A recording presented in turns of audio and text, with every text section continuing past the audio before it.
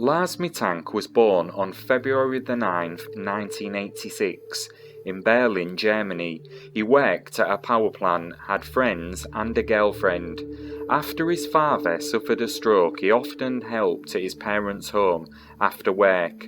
By all accounts, Lars was described as a normal person. On June the 30th, 2014, 28-year-old Mittank travelled with 5 of his friends to Varna, Bulgaria. The group vacationed at the Golden Sands, a seaside resort just outside the city of Varna. The friends relaxed on the beach, swam in the pool, played football and went clubbing. One friend, Tim, said that Lars did not eat much and that he would only have a small bowl of soup or small salad at a time. His friends reported no additional abnormal behaviour by Lars until the final part of the trip. On July the 6th, 2014, the day before they were supposed to return home, Lars and his friends were at a bar in town, and Lars got into a disagreement with some German nationals over football. Mittank, a fan of the club Werder Bremen, had differences with fans of Bayern Munich. He then parted from his friends outside a restaurant after leaving the bar and disappeared for the rest of the night. When Lars finally turned up at the Golden Sands resort, he informed his friends that he had been beaten up. Different friends offered different accounts, which in turn featured different details. Some told authorities that Lars was beaten by the same group of men he clashed with inside the bar, while others claimed that the men had hired a local to do the job for them. Regardless, Lars walked away from the incident with an injured jaw and a ruptured eardrum. Lars eventually went to see a local doctor who prescribed him with 500 milligrams of the antibiotic cefprozil to prevent his wounds from becoming infected. He was told to stay behind while his friends headed home. Lars's friends wanted to stay with him, but he insisted he was fine on his own and told them to follow the original travel plan and fly home on July the 7th, which they did. Mittank checked out of the resort the same time as his friends and checked in to the hotel Varna for one night. The hotel was cheap and close to the airport. However, a day after his friends left, he began to act paranoid. While at the hotel, Mittank called his mother Sandra. In a whisper, he told her that people were trying to kill or rob him and that she should cancel his credit cards.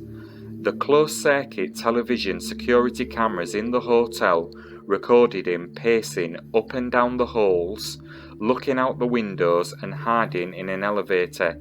Between 12 and 1 a.m. he left the hotel before returning about an hour later.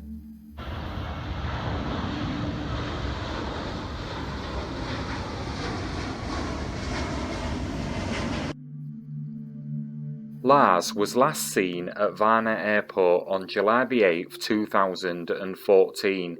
He texted his mother that he had arrived at the airport.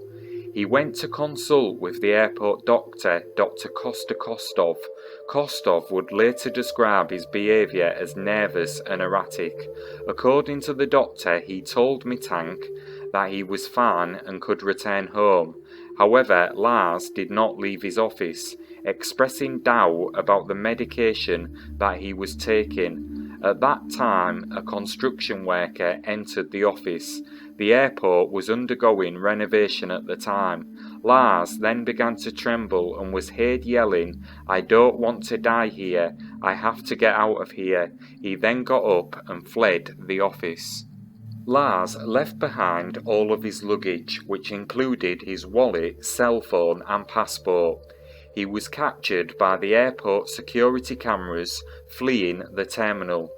He can then be seen on the footage jogging away from the airport, climbing a fence and sprinting off camera in the direction of an adjacent forest near Bulgarian National Highway A2.